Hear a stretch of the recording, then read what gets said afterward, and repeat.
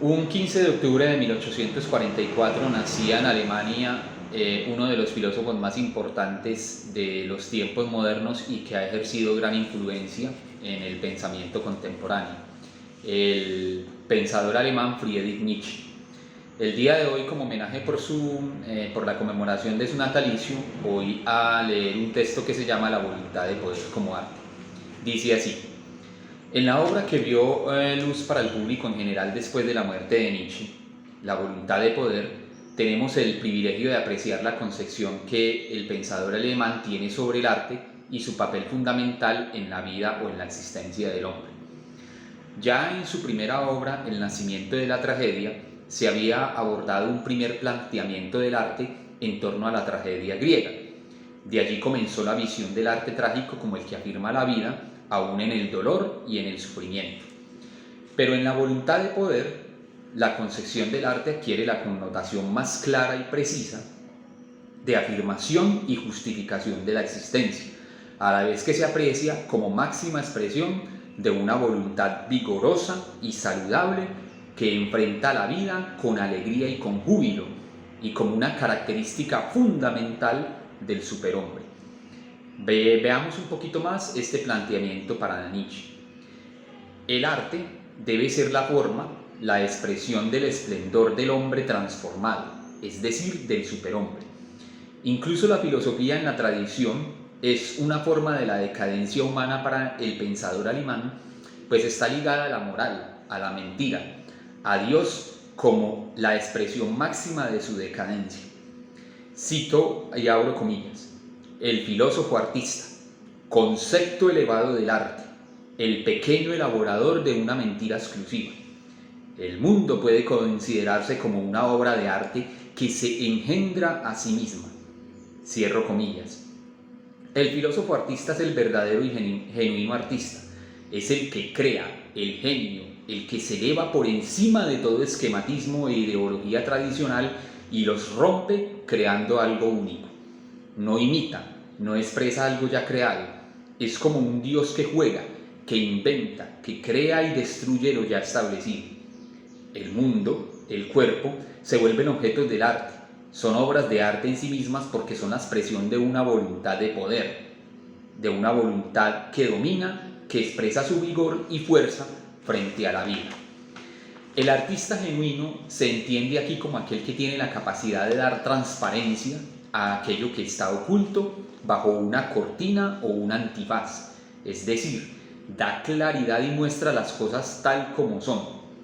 Juega porque se asemeja al niño, que no tiene límites ni reglas, y crea nuevas cosas, nuevos valores, y no solo desnuda lo oculto bajo las apariencias.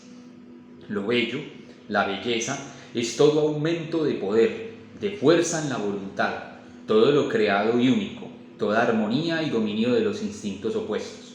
Por el contrario, lo feo es toda represión, toda sumisión, todo decaimiento y oposición de los deseos y de una voluntad libre y creadora. No se puede olvidar que en el pensamiento de Nietzsche la parte fisiológica es fundamental en la vida. De hecho, para él es la única real y válida en el hombre, frente a toda abstracción, toda metafísica que habla del alma y de otros mundos y de formas ajenas al cuerpo y a la tierra, como si fueran las únicas realidades existentes. El sueño y la embriaguez son estados fisiológicos que en su pensamiento se conciben como formas artísticas del hombre. La embriaguez dionisíaca, de la que nos hablaba Nietzsche en el nacimiento de la tragedia, agudiza los órganos, los vuelve más sensibles, más ligeros y ágiles, carga el cuerpo con una alta dosis de valentía y de fuerza, que le permiten encarar cualquier obstáculo, por muy grande que sea. En ella, todo lo que se ven como contrarios coordinan en una armonía exuberante.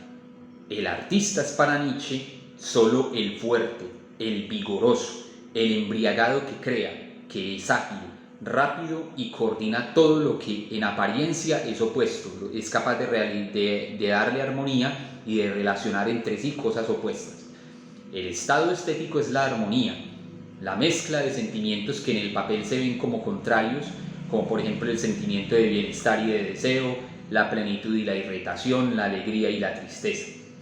Tal estado solo lo tiene el fuerte, el que da, el que es rico en sentimientos y estados emocionales que evidencian plenitud y vigor, en contraposición con el doctor, con el racional, con el pensador, que no tiene nada de artista porque coarta sus estados fisiológicos.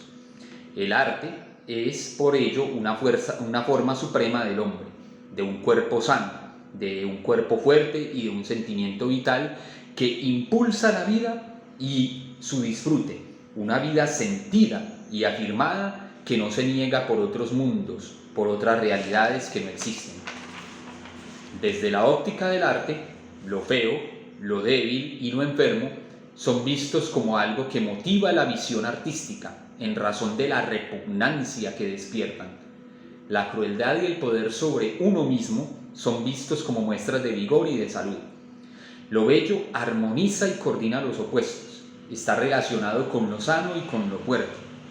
Afirma e impulsa la vida en este mundo y no en ficciones que lo niegan o que le restan o le disminuyen valor. Pero lo bello, el bien, el mal y la verdad no tienen realidad en sí mismos para Nietzsche, son más bien condicionantes del hombre y de su vida, o afirmaciones o sentidos que el hombre le da a su vida, que le permiten falsearla.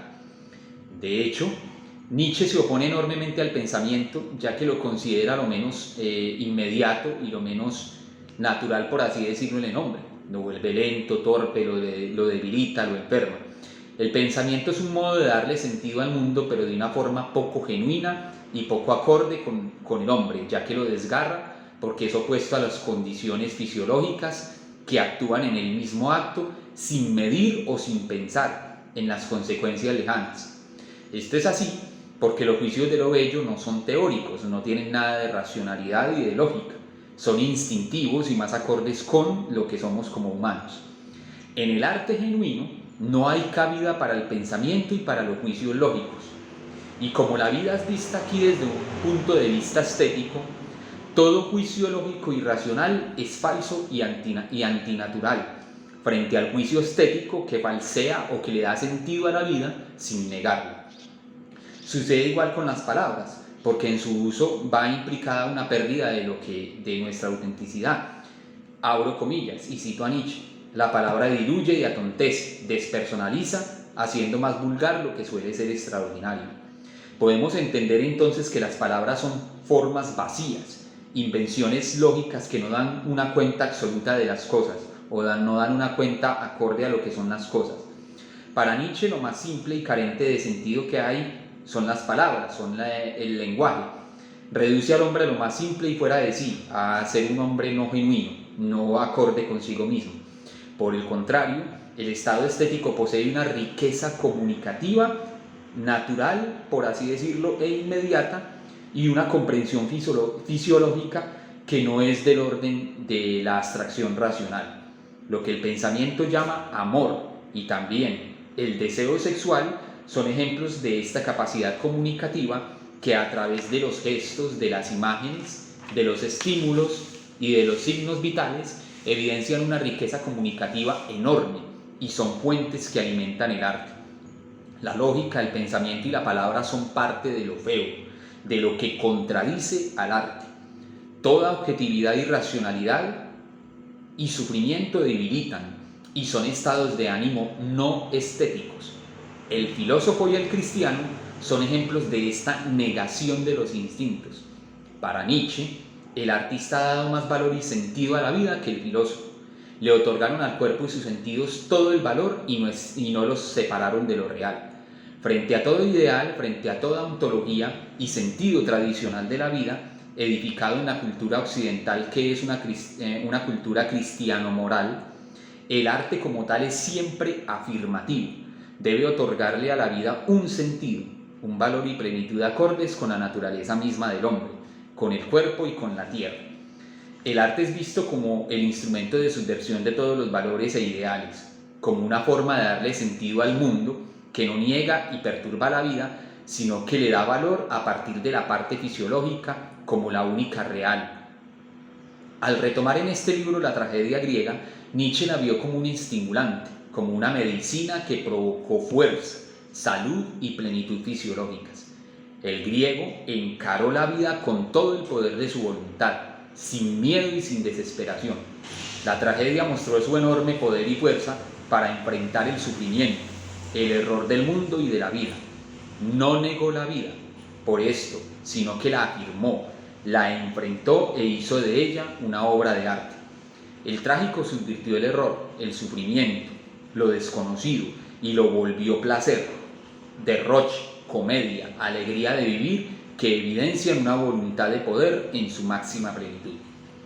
Por último, en razón de su apreciación sobre la tragedia griega, y pese a que desnuda el mundo de sus apariencias dadas por la lógica, la moral, la religión y la ciencia, Nietzsche reconoce la imperiosa necesidad de darle un sentido al mundo para vivir. Pero este sentido debe hacerse desde el arte. El artista es por naturaleza dador de sentido, un mentiroso. La verdad del mundo, dice Nietzsche, es decir, que éste no tiene sentido u orden, es fea y repugna, y la función del arte es falsearlo, es volverlo bello y agradable. El arte es, abro comillas, el que hace posible la vida, el gran estimulante de la vida. El arte es la única fuerza superior, opuesta a toda voluntad que no solamente percibe el carácter terrible y enigmático de la existencia, sino que lo vive y lo desea vivir, del hombre trágico y guerrero, del héroe, cierro comillas. Podemos entonces concluir diciendo que el arte toma posición como el que le da sentido a la vida, como el valor más grande e importante para el hombre.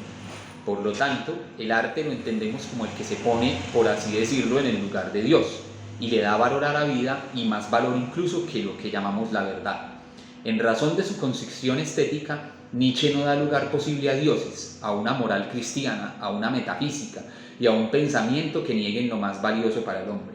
El arte como expresión de sus estados corporales y como afirmación de la vida acá en la tierra. Muchas gracias por su atención.